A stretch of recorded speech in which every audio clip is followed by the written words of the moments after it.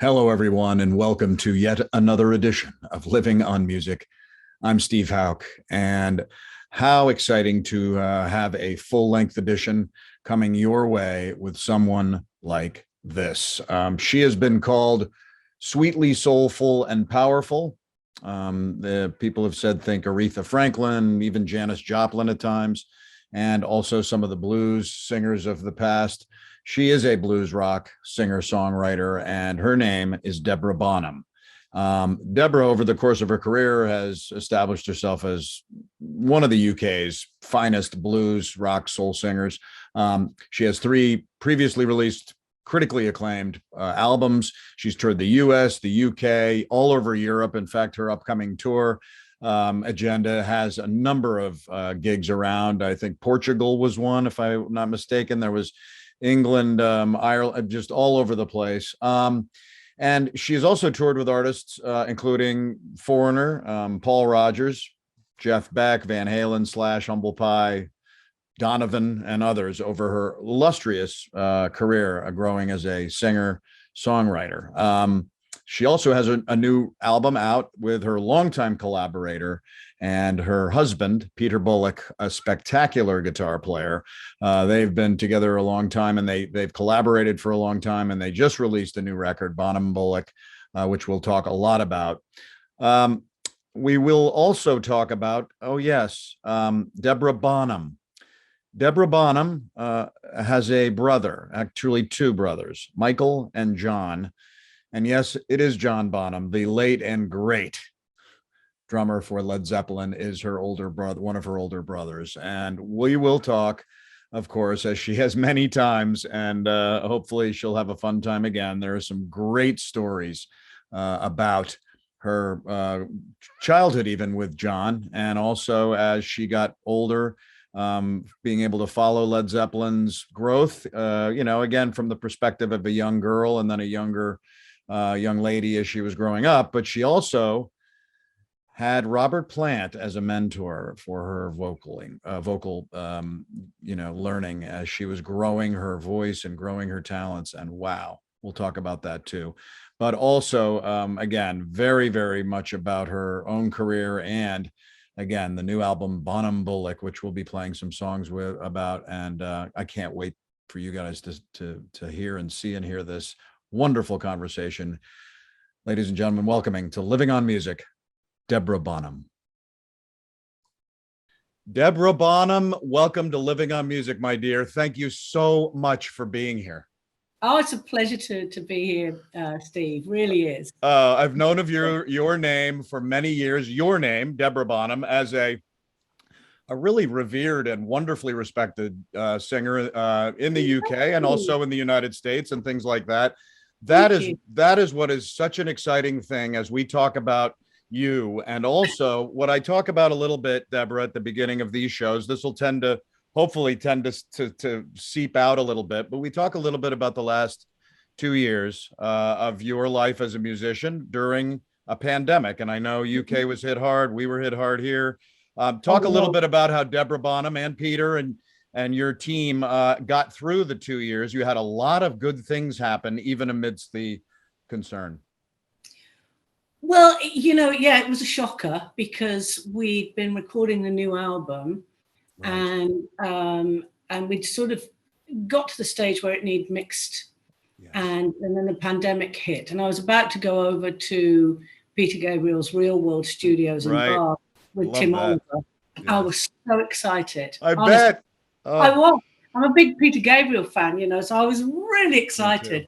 Oh, that's fabulous. But the pandemic hit, and so we couldn't go, So Tim and I did everything virtually, on email, and he was sending me tracks, and I was time coding it and saying, "Can we lift the the snare here? Can we pull down the cymbal there? Can we add the guitar here? So it was absolutely laborious. Right. It's so hard. And bless Tim Oliver, because he put up with every little second I would be saying, can you just push that hi-hat? Or can you just, and he did the whole thing. And then as the time went on, the lockdown eased. Right. And we were allowed to go.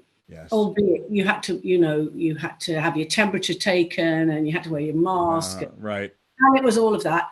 But we were able to go. So I was so thrilled, because it's such a fantastic place, Real World. And we got more done in that one day of just sitting with this amazing man, Tim Oliver, who's mixed and mastered and recorded all manner of people. I felt very honored that he did this, because he's not the type of guy that, he won't record anybody. And so it was Robert Plant who suggested it to me. Right. And he said, he's quite picky. So, phone him up and see what he says. And so Tim said to me, well, send the stuff to me and I'll have a listen. Right. But he came back and he loved it. And I was so thrilled. I thought, so I got to I bet. I bet. Great guy. Yeah. The process of this record, again, it got hit a little bit in 2020, but it just recently came out. 13-track self-titled cover album for you and Peter Bullock, and that has to be a wonderful experience too. You guys have been bonded for a good while, but here you go with your self-titled record. How does that feel? It's fantastic. I mean, it was overdue, because Pete is such a phenomenal guitarist. He sure is. The band are so hot. And we've all been together so many years. And we're talking, Pete and I have been together 31 years. And spectacular. This particular band has been together 20 years. So it's just always been the Deborah Bonham band, because I was doing that before I met Pete, and it just naturally went that way, Yes. But for this record, I just thought, no, I really want it to be a band project, and I really want to acknowledge the band and Pete. Sure. And then we just came up with the name Bonham Bullock, because that is my actual official married name. Oh, well, there you go. Yeah. Somebody said to me, how long did it take me to come up with that name? I was like, oh, not very long. Not long. You didn't go. You didn't go to a band name website and say, what can I come up with now? And you got what you've done and what you and Peter have done over the years is really very special. And then there's a review from one of the classic rock magazines, a really wonderful one, talking about just I love at the end too. It's on a powerfully produced. There you go, Deborah. And you and Tim and powerfully produced and immaculately played album. Bonham and Bullock do a fine job of making the songs their own. That's what you want to do. Is you want to be able to record. You want to be able to play and record and cover some of these amazing, largely blues songs, but also make them your own. Yeah, absolutely. I mean, you can't just do straight copies. I mean, what's the point? Right. The original artists have done it their way. Right. And their way that they've done it, it's only going to be them that's going to do that the best, Right. So I don't understand the straight copy. Right. I didn't want to go down the route of all the songs that have been covered an awful lot. I wanted to fix some that were obscure, some that were contemporary. They span about 7 decades, I think. So there's a real lot of different styles and different things. So the key for me as a producer was to try and make it sound like it all came from the same era. Sure. And it's the first time I've produced on my own. So I was really chuffed when I got that review. Oh, I was more chuffed about that than anything. I was like, I got the producer. Good. I know the producer got some kudos. Well, no surprise there. I tell you, it's a heavy load to carry, because I bet. I think because we were doing other people's songs and revered artists, artists that I absolutely love. Albert King, Ovi Wright, right, Taylor and Peebles, Yep, Johnny Taylor, right? Yeah, just amazing people. Sam Cooke, you know, my version, I've always listened to Troubled Blues. I know he didn't write it, that was Charles Brown, but right. Sam Cooke, and some of the new contemporary guys, you know, the Bernard Fowler, who I absolutely love, and Mark Lanigan, Chris Wilson. So, you know, there was a big sudden load on my shoulders where I thought, what am I doing? Right. Why did I decide to do this, and why am I producing it? Because I suddenly thought, if I've got to get this right in respect to them, you know. So it was a real big challenge, totally out of my comfort zone. Right. But actually, it was great. Right. And at this stage, it was great to get stretched and to do something new, you know. I love that. And you had one hell of a group of people in the studio there. I mean, you had the Bonham Bullock folks, and you had a wonderful cross section of guest musicians. Who were some of them? Well, the guest musicians came very organically. Yeah. The record was sort of done as the Bonham Bullock band. Yes. And then there was just little bits, like I really wanted some pedal steel guitar. And, you know, if you're going to have pedal steel, you really want somebody that's their real thing. And BJ Cole, he has played with everybody, but not least Humble Pie, who I absolutely love. But he's played with absolutely everybody. And he's a very dear old friend and been on a few of our other albums. Right. So I just called him. And it literally was just sitting back and going, you know, I can hear pedal steel on this. Right. So there was no pre-thoughts about getting these people in. And then John Baggett from Massive Attack and his head, and Robert Plant's Sensational Space Shifters.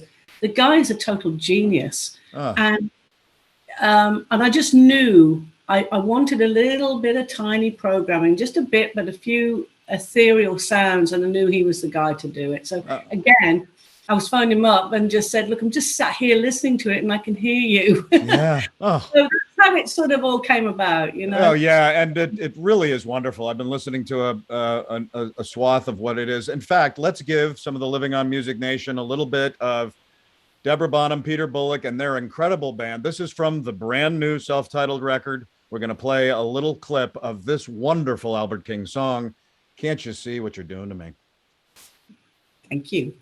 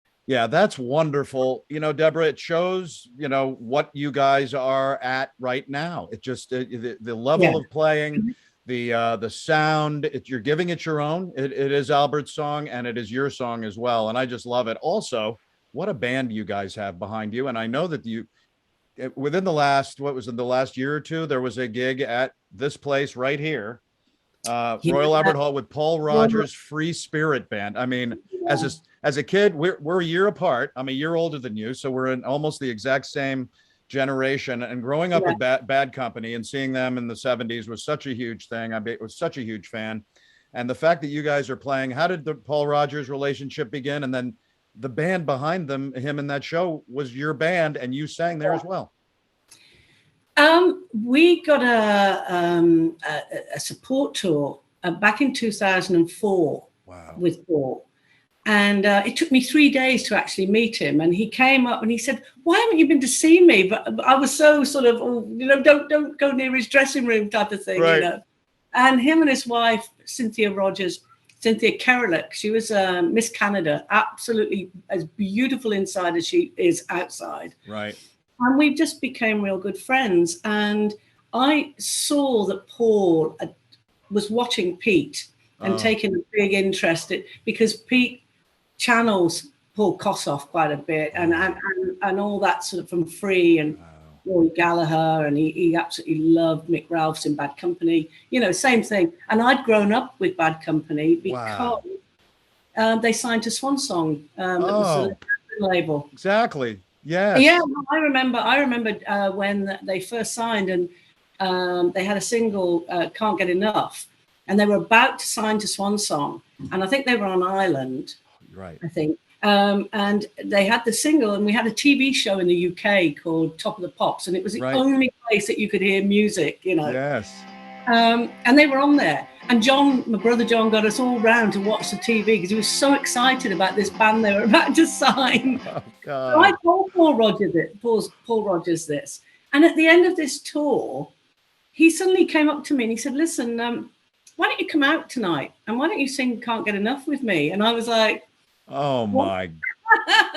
What? And he said, and here's the thing. He said, stand at the side and with your mic, and then I'm going to do the first verse, and then I'm going to introduce you, and you walk on.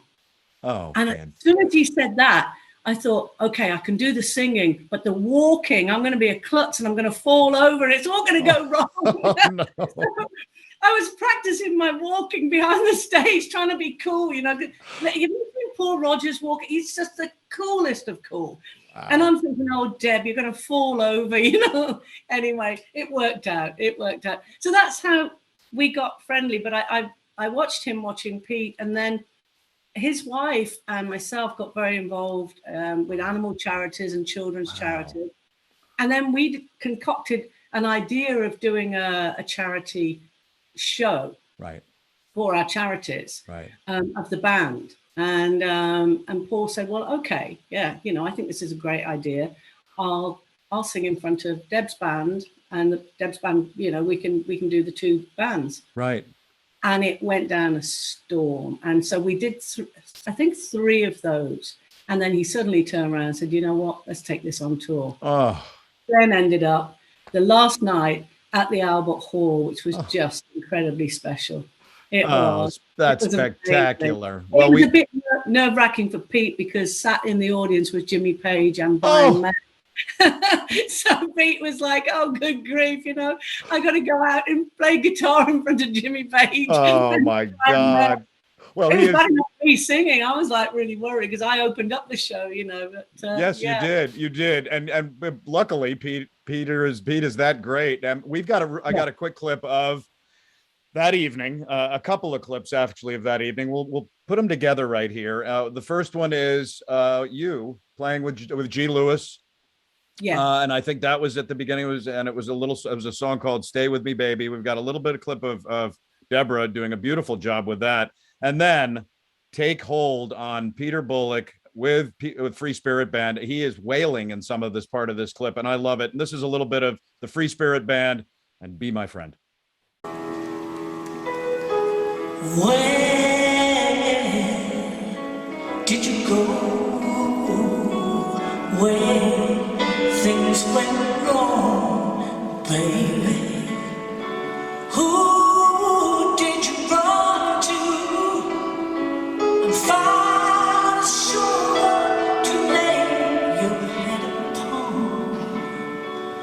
Baby, tell me, wasn't I there? Didn't I take good care of you?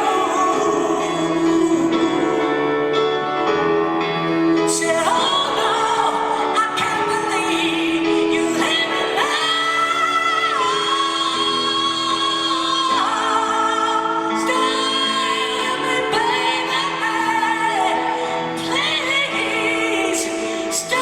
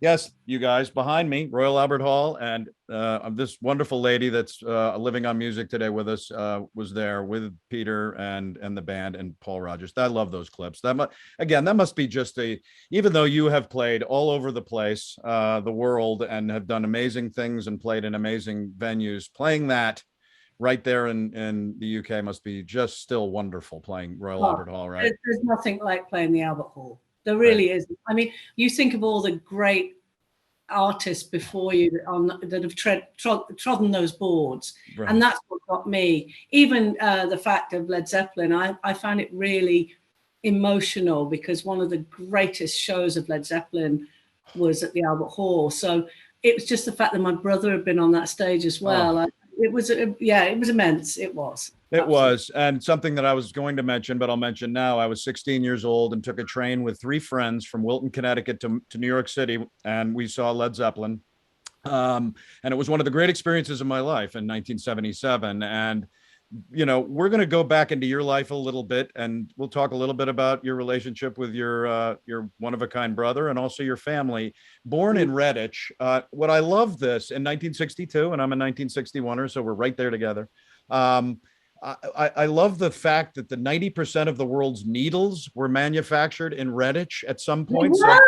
Yeah, they were. Absolutely. Well, that's amazing you found that out. Well, wow. I mean, 90% of the world's needles. Now what? So there must have been an incredible manufacturing thing there. Was that when you were there as well as a young girl? Yeah. I mean, it really started in the war with BSA. Wow. And they made all the springs there, Terry Springs and BSA. It was very much a war effort, you know. Oh, wow. Yeah, that's fascinating. And also a fishing tackle center too. Yeah. So a lot of hooks and needles in Redditch. And that's how it moved into after the war. And right. And very much a big market town as well. Yeah. Oh, that's wonderful. But that's in Worcestershire County, England. You growing up, you had, I believe, 2 brothers. Yep. And that was John Bonham, which, as we've talked about, as I've promoted this show, there a few people know who he is, and we'll talk a little bit about your relationship with him. But you also had Michael. And how was growing up, and where did the music come from at the beginning? Was it directly from your brother's influence as well as your family, or outside? No, it's definitely them. Nice. I mean, my mom and dad were really into their music. So they played all the big bands the Benny Goodman, Glenn Miller, and that's where John got his love for Gene Krupa from Benny Goodman band, because he loved Gene Krupa. It must have just been in John, because he was hitting pots and pans when he was a baby. He was just, Mom could sit him down with a few pots and he'd be off. So I think it must have just come from somewhere. Mom and Dad did have a big love of music, so Dad would play some amazing stuff as well. There would be Billie Holiday and Mahalia Jackson, Sarah Vaughan, Etta James. Mom loved all of that too, so that was constantly playing. Yes, and that came into that started to come into your head, even as your brother John was beginning his life. Totally. Well, when Mom was pregnant with me, that music would be playing, and Mom said she could always feel me dancing around inside. Right. That's what my mother said to me about the Beatles. She would play the early Beatles stuff, and she said, I could feel you dancing in my womb. There so you go. hey, we were womb dancers. Who knew? Right. Well, the Beatles were a big part in our world. They had to be, right. Mom took John and my brother Michael to see the Beatles when John was about 14. I think it was just before I was born. So they went to see the Beatles, and Mom said they couldn't hear anything because there was that much screaming. But she managed to get them right at the front. And she said Michael and John just stood watching it. And John was absolutely adamant after he'd seen them that this is what he was going to do. Was he staring at Ringo then even? I mean, or was he taking it all in? Take the whole thing, but he thought Paul McCartney was quite incredible. And he ended up, fast forward many years, he ended up working with Paul McCartney. That's right. On the Back to the Egg album with Wings and, Paul McCartney. Yeah. That's spectacular. Yeah, it all started when Mom took them. So the Beatles were always being played. And then the boys got into their thing, which became a lot of soul as well, a lot of Motown, a lot of funk, James Brown, Detroit soul, and Mississippi. Right. And Deborah, was Michael have into music? Very much so, but he wasn't a musician. I've got some beautiful home footage of Michael playing a guitar and John hitting the drum. It's really good watching them. But Michael never pursued it. Michael went into photography and went with Led Zeppelin a few times, did some fantastic photos. But he also did quite a long time of being a Northern Soul DJ. He loved Northern Soul, so he started playing that as well. So I grew up listening to and the Spinners. I got into Felipe Wynn and Rubber Band Man and just all the music that they would play. Right, it's generated for you to absorb too. It's just wonderful how at that age, and you were you were about 6 years old when things formed with your brother John and a bunch of guys, and they formed some band. I forgot the name. Well, Led Zeppelin. Well, they actually played at my 6th birthday party, which was quite. Are you serious? Well, it was Robert and John. I'd take that any day. Oh my God! So what was it, Robert? Was there what was that setup? That is a wonderful little anecdote. I think that they were in the Band of Joy then. I can't remember who else was there. I just remember John and Robert. It was my 6th birthday. And honestly, I think my little friends hadn't got a clue what was happening. I just kept telling them all to dance, Well, and if they looked at it now, they might be like, "Oh my God, it was." Well, the pair of them played at my 18th birthday party. I thought I think it was my 16th. So it was around about then. So I mean, it's just. As you say, I'm soaking it in. I've just been a sponge, really. I've just had all this great music and just grown up with it. Yes, and as you've fan, and all the West Coast, everything. And we touched on that story that the one time John was out down at the pub. My sister-in-law Pat was away, and my mom was babysitting their kids, but John was down at the pub. And I was going through all his record collection because he had the most vast album, vinyl collection. And it was all in alphabetical order because John was very precise about things. So they were all, so beautifully all lined up in alphabetical order. And I just stood there and thought, oh, great, I'm going to start. And I was getting all the way through, and I got to H when he walked in, and I was just playing Hendrix. Oh. And I'd not really heard a lot of Hendrix at that point. And I got it on and I was going, oh my goodness, and he came in and I thought, oh no, he's going to be mad because I've got all his albums out. And he was great. He just said, God, you're liking Hendrix. And I said, well, I haven't really heard him. And he said, stay there. So he disappeared upstairs and he came back with this real big, I don't know, real old fashioned clunky sort of cassette video player. Right. First ones out, they were like huge, big things. And he puts this tape and he sits down and he switched it on. He was playing me Hendrix from the Isle of Wight, live at the Isle of Wight. And it was fantastic. And I think I had my first little Drambuie with him as well. I don't know if he knew. I think he was too busy winding the thing and putting it on. And I snuck a bit of his Sure. Drambuie.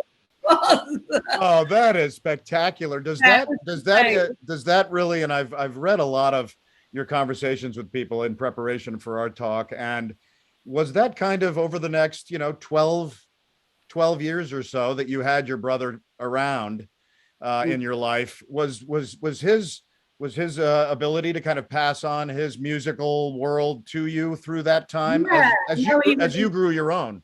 I mean, that was towards the end, actually. I must have been, probably not towards the end. I went to the south of France with him, and I spoke pretty fluent French back then. Right. And so I used to go, do all the shopping with him. He was living out there for a while. And all manner of, Ringo Starr turned up, and it was chaotic. It was really, but he played so much music while we were out there, and I really got into. In fact, I can't even listen to it now without tears coming to my eyes. But he was playing Joni Mitchell quite a lot. Wow. Court and Spark album. Yeah. And so that's a big favorite of mine now. So I think the Hendrix was just before that. So I was around about 15 then. And of course he passed away when I was 18. Right, right. And Led Zeppelin was, in a lot of ways, there was a blues sense of them that is just palpable. And some of the songs that they, just incredible. And was as you were growing up, and were you absorbing their music, because of the relationship you had with one of their members, or were you doing other kinds of things? I know you were playing with Jason at that point too, a little bit, as you grew up. Yeah, pretty much after John had passed away was when I started playing, because I was at school and he was pretty, he didn't think. I remember mentioning to him when I was about 15, I wanted to be a singer. And he was just like, you're not leaving school. You're staying at school. He was very much like that. He didn't think that the music industry was any place for his kid sister. Well, look at that. Big brother giving you advice like that. Very much. Listen, I snuck off school once. I'd gone to school. I went to a convent school in my blazer. Yeah, honestly. And I got to school, said goodbye to, my mom at the gate, and cheerio. Got changed, went to the train station, got on the train, went down to London to the Led Zeppelin office. Oh. Went straight into the Led Zeppelin office because every band was hanging out there. I thought, this is fantastic. Oh my goodness. I ended up in a pub opposite the office in the King's Road. It was called the World's End. Oh my God! I just saw this guy walk in who worked for John, and he walked in, Rex, and across the room he went, "You here now," and I went, "Oh my!" And he said, "I've been ordered to pick you up. You've got to get in the car and drive you home." Well, home was like 3 hours away, so I went 3 hours thinking, "Oh." No, I said, is he really mad? Is he mad? And he went, yeah, he's really mad. Oh. And we drove up the drive. And I just remember John standing there at the top of the drive like, what are you doing? You Oh know? my God. Oh, that is yeah, incredible. He's a very protective brother and a beautiful big brother, you know. He really was. Well, He that was is not the person that sometimes gets talked about the, you know, the guy that was on tour. He wasn't that at home at all. He was a big family man and really protective. And I see now why, you know, I totally get it, because it wasn't a great place for women back then, and he knew that. You know, he knew Janis Joplin, he knew Sandy Denny, he knew all the girls that had a rough time of it. You know. So but I'd like to think now that, you know, now things are different, and with this album, it's everything of the music that I grew up with him and with my brother Michael, that I think he'd love it. So absolutely, yeah, I think he'd be extremely happy with this, and that's what I was actually thinking. That wonder what John would think, and I'm like, he would love this because of this stuff. And you were Old Hyde Estate is where you lived for a while, yeah, right? He bought that and built it with my dad. Yes. And then we moved in a bit later on. Actually, it was very sad because we weren't there very long before he passed away, which was pretty, you know. But there you go. Well, Deborah, there's a clip, you know, that clip and of during Song Remains the Same of John doing that whole sequence of him. What did you think of that when you saw it? And it's because it's holding the pony. When the Pony and Trap was going down, yeah, I got cut out. Oh, what? I was cut out. I thought that was my film debut. I was stood there holding the pony. Oh my God, he was probably keeping you out of that too. He was so protective. No, I don't think it had anything to do with him. I think I'm on the editor's floor. Oh my! Somewhere. Yeah. But no, I mean it was incredible. It was just after that we went to the south of France. Oh. And he was talking so much about how the film looked, because we hadn't seen it at this point, you know. Right.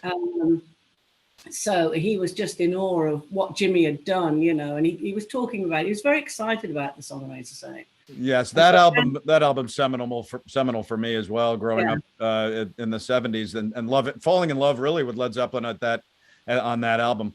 You, around that time, where you obviously were as a fan of Led Zeppelin, I was devastated. As the sister of the drummer and who loves him so much, that had to be tough, very, very tough, and still stings. Your life, though, began to excel musically. I know that there was a relationship with that lead singer guy in Led Zeppelin, Robert Plant, where you at his house did some demos, and was that where things really started to take shape? I guess so. Yeah. I mean, I just needed to figure out, you know, if it was something I wanted to do, if I could do it, really, you know. It was more about that, you know, because there's no point being half-hearted about this. And especially when you come from my family and where John has set the bar, you know, I couldn't be average, you know. I had to figure out, have I got a chance of being any good? Right. You know? Well, you're way not average. You're way up. So thank you so much. It's taken a lot of years of finding where I wanted to be. Right. But yeah, so I did the demos there. I sent them out anonymously though. Right. But and you would consider Robert an influence at that time in your life? Oh, he's still an influence now. I'm very close to him, and you know, he's a beautiful man, and there's nothing he doesn't really know about music. No. Out touring with Alison Krauss again. You know, I mean, it's just wonderful to see him do stuff. Total walking encyclopedia, and he never stands still, and that's what I love. He reinvents all this. You know, each album that he does is just so special and different from what he's done before. So he's always moving. Right. And I love that. You know, I think his solo career has been spectacular. Right. I agree. Absolutely.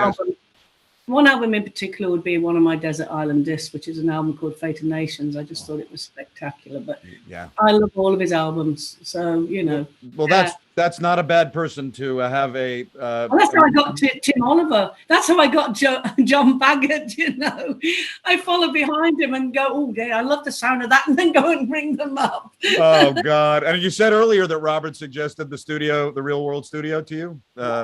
It was him, because I mean, I don't listen. You know, I did those demos there, but I went my own way. You know, that's what it sounds like.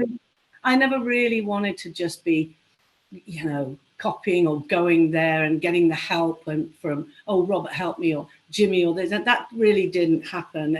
You know, right? And I'm sure they would if I'd have asked, but there was.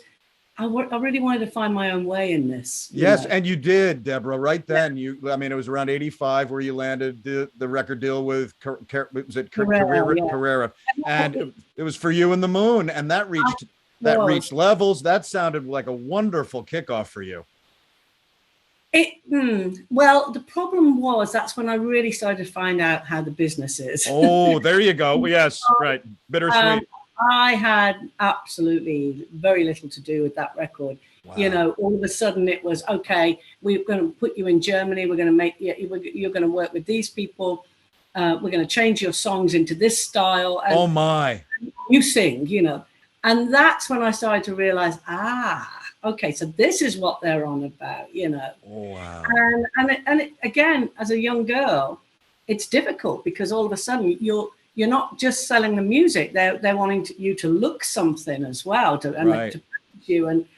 And yeah, I thought, oh no, you know, my songs. I was writing more sort of folky, bluesy, Joni Mitchell-esque, you know, early Fleetwood Mackie sort of, you know, Christine McVie and all of that. And right. Loved it all.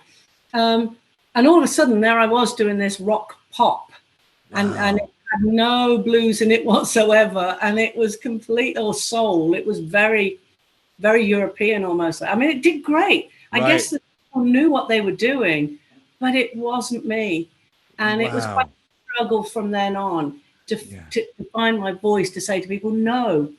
And I've turned down more stuff than I've actually done because of people wanting me to do this and this, and oh, you know, we'll make you a big star and you can do this, and I'm like, no, no, I don't want to do it. I think the best one was, we want you to do disco versions of Led Zeppelin, and we'll put dances. Oh my God, that is incredible. Okay. I'll get my coat. Thank you. Bye-bye. That does not seem like something you do. And I, you know, again, I've just met you and we've just gotten to know each other at the show. That's all. But I know that you wouldn't do disco Zeppelin. Oh, there's been loads of different stuff, you know.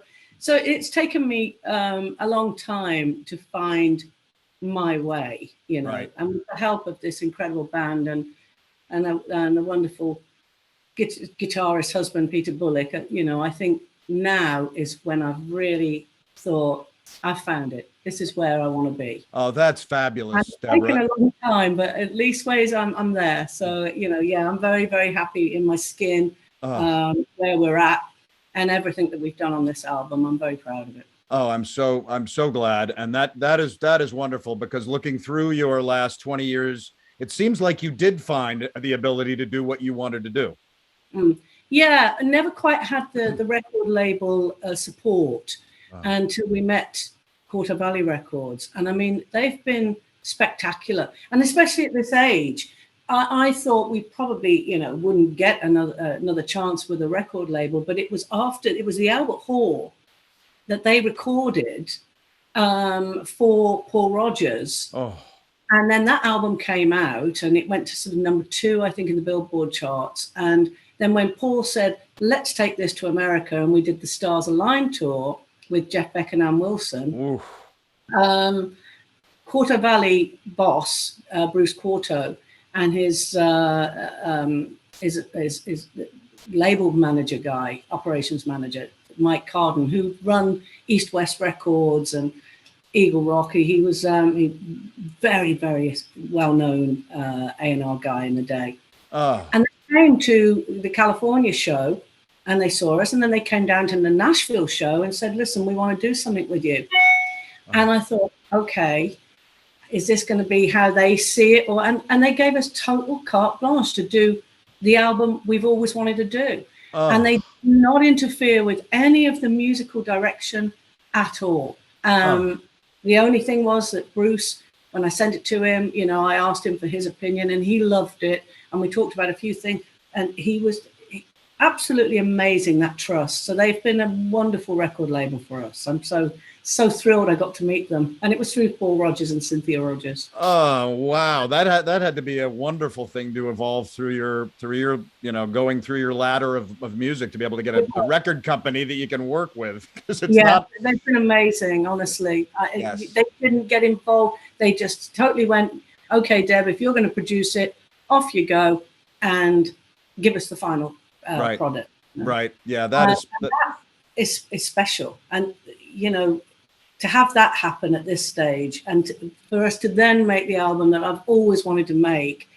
is it's great. I'm really, really thrilled. Oh, I'm so happy about that. One thing I wanted to bring up real quick, and it kind of put full circle of family for you, is Jason, your nephew. And you guys began playing together at the farm. Over time, you saw him evolve into this guy where I saw him warm up Peter Frampton right before the pandemic. And he did, you know, the full Zeppelin set. And he's something. And so he decided to really dive into his father's Zeppelin world. Well, you know, if anybody's going to do it, it should be Jason. Right. And Jason did the reunion. I mean, he for that night, he was in Led Zeppelin. Yes, so, right. He did the reunion, and honestly, that was amazing. That was amazing. Yes. The reunion at the O2 was spectacular. And for all those years to have passed, and for Jason to take the seat of his dad, and that's, I mean, I was talking a bit earlier on about how it weighed heavy on my shoulders doing other people's songs and stuff. I remember saying to him, oh my goodness. He said, Deb, I didn't breathe for the first two songs. He was just like, oh, you know, it's huge what he did. Oh, yes. He is such a remarkable talent. And his dad would have just been so proud. I think his dad would have been on the, you know, was at the side of the stage that night. Right. Really. Yeah, absolutely. And it's wonderful that you two began the music together, playing a little bit at the Old Hyde, and on a couple of the albums that you know, especially the Old Hyde album, which again, we did, and it's totally us, and it's another album that I absolutely love. Jason did all of the drums except for one track, which was Mick Fleetwood. So Jason, quite often, you know, we've worked together. We've gone on tour together. I've sung on one of his albums, you know. So yeah, we've got a mutual respect there, and a lot of love. I love that very much. Look, Deborah, congratulations on where you are now, and you should be tremendously excited. I looked at your tour schedule coming up. You're going to be a little bit on the road, I see. We are. We've just got back from Europe actually yesterday. So, and we had a couple of fantastic sold out shows and a festival. It was really, really great. And then we're off again. And I am absolutely praying and hoping, because we're talking to an agent right now about coming out to the US in the late winter. So, you know, that's the goal. That really is the goal, because it was just great when we were out there. So well, see if you can tweak in a Washington DC area gig, because there's you'd be adored, and you are adored out there, Deborah. You know, again, congratulations, and best to Peter as well, and that incredible band of yours. Everybody, it's Bonham Bullock. You can find it. Where's the best place to learn about you guys? Is it it's your main website, right? The website is deborahbonham.com, and then there's a Facebook page that's always updated, which is Deborah Bonham again, and Peter's got one, Peter Bullock. Anything, if you put in Bonham Bullock or Deborah Bonham, it all goes to the same place. So well, congratulations on where you are, Deborah Bonham, at this point. Thank you for sharing some things about your brother, who is going to be a part of all of our lives, even us fans, for the rest of our lives, for what they gave us. But what you're giving us is right now, and it has been, and we can't wait to continue to keep in touch with you, Deborah. Thanks so much for being on Living on Music with me. Oh, thank you, Stephen. Thank you for having me on, and thank you to all your listeners. It's been a joy, it really has. Thank you. We'll keep in touch. Thank you. Thanks. What a wonderful, wonderful time with Deborah Bonham. I mean, think about it. Growing up with that kind of, ambiance around you of a rock and roll band that would become one of the most legendary of all time. And it spurred on her talents, playing with her nephew, Jason, or her, unbelievable to be able to have that kind of relationship so early in music. And look what it's done now, as she is my age. Actually, I'm a year older, as we talked about. And she is going strong with her amazingly talented husband, as you saw, playing with Paul Rogers as his backup band. Oh, I'm as I said in the show, major fan of Paul and have been for many years. Again, thanks, Deborah Bonham, so much. Good luck with getting back out on the road. Good luck with Bonham Bullock, and let's keep in close touch. Everybody, if you can, I'd love to have you as a member if you're not yet on Living on Music on Facebook. Go there. You just dial it in, Living on Music on with Steve Hauk, H-O-U-K, and you'll find me and become a member of Living on Music. It is really becoming a wonderful place for people to post wonderful pieces of music, videos, pictures, stories, recommendations, and also always having the Living on Music show on my Facebook page. And also you can go to the YouTube channel, Living on Music, and it's growing exponentially since a number of months ago as we kind of rebooted on YouTube. So please join and subscribe, and you'll just get pings about the shows, nothing or too much.